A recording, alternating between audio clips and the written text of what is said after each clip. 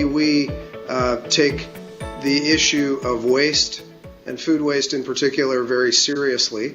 I hope that the majority of the audience, the live audience in Vancouver and Toronto, are somewhat familiar with Loblaw's commitment to corporate social responsibility. We have had a very strong commitment as a family-owned business for almost a century now to acting responsibly, and food waste is a big part of that. We think we're making good progress, but we are the first to acknowledge that we're nowhere near a complete solution, and there are a variety of things that we can do better, and that we can collectively do better, both with our vendors, our suppliers, and our customers, to improve things. But let me simply, in the 3 minutes that you've given us to give some opening remarks, say we try not to overcomplicate this, and we approach things from the 3 R's standpoint in terms of reducing, reusing, and recycling. And in terms of reducing, that's probably where the greatest business, financial, economic opportunity for the business lies. We are continually looking at our supply chain and our practices within our stores for ways to improve our inventory management, reduce, shrink, and eliminate as best we can any unnecessary food waste. There's no question we do trimming in our stores of fresh produce. There's no question that we try and present the best face we can for all of our products, and that over decades, I suppose, has got us to the place where people are pretty picky. However, I'll get to a program we've got in place in a minute with that, with regard to that. But we have introduced some very solid technology that helps us improve our inventory management, and so that's part of our reduction strategy.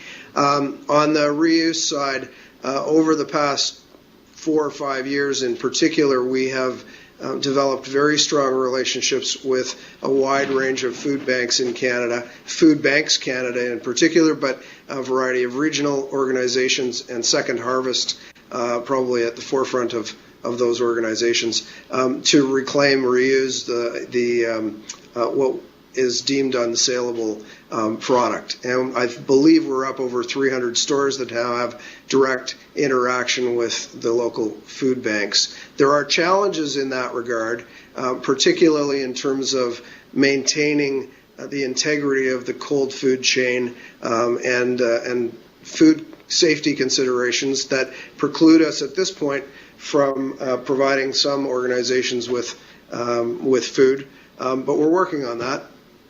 And I must say we've come a long way over the last few years.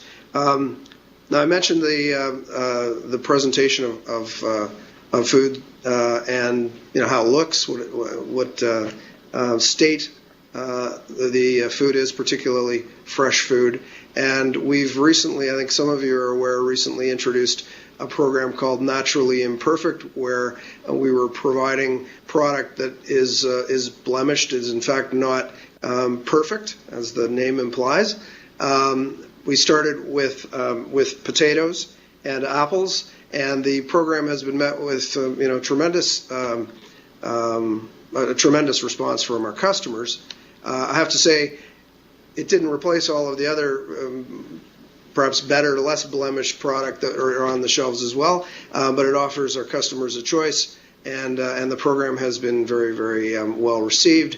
We're in the process of rolling it out to the vast majority of the rest of our store network, and we're also introducing a wider range of products, including carrots, onions, peppers, and mushrooms, and a few others.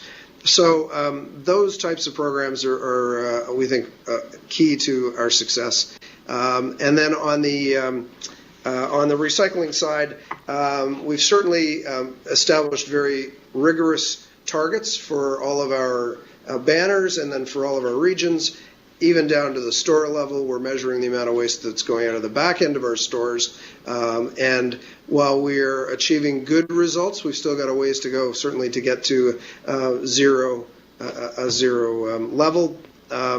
One of the challenges, the biggest challenge, I think, is in the organics area, and that varies across the country in terms of the infrastructure that is available for our stores to make use of, but we're making headway and doing our best to improve in that regard.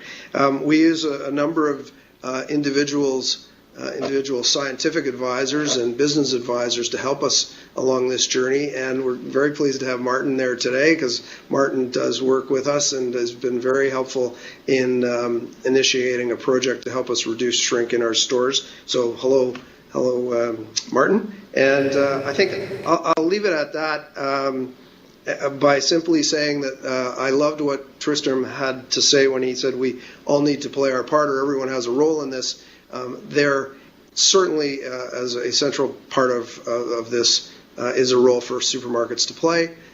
We believe that the work we do has been good, and it continues to be good, but there's lots more to do.